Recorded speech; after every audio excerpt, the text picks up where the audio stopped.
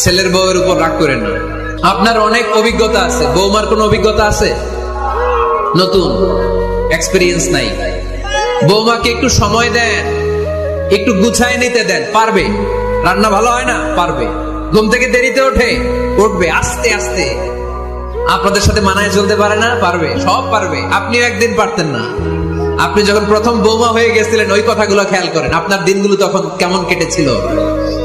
এজন্য পাড়াডা গায়ের শাশুড়ি আম্মারা, বউদের উপর জুলুম করেন না, অত্যাচার করবেন না। অনেক শাশুড়ি আছে, পান থেকে চুন খসলে বদদোয়া দেয় বৌমারে, আছে না নাই? কিন্তু এটা কল্পনা করে না যে এটা আমার নিজের পেটে ধরা ছেলের বউ। এই মেয়ের বদদোয়া দিলে তো আমার ছেলের পরিবারের ক্ষতি, আমার নাতি নাতনিদের ক্ষতি। এই কমন যোগ বিয়োগটা বুঝে না। এটা করবেন না, কষ্ট দিবেন না বৌমাকে।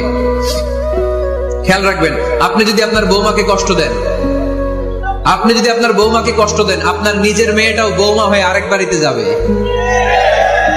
সেও সেই একই কষ্টগুলো পাবে।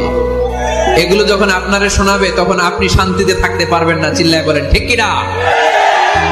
নিজের মেয়ে সকাল 11টায় ওঠে, ওইটার দোষ নাই, বৌমা কেন উঠলো না, ঝামেলা আছে না নাই?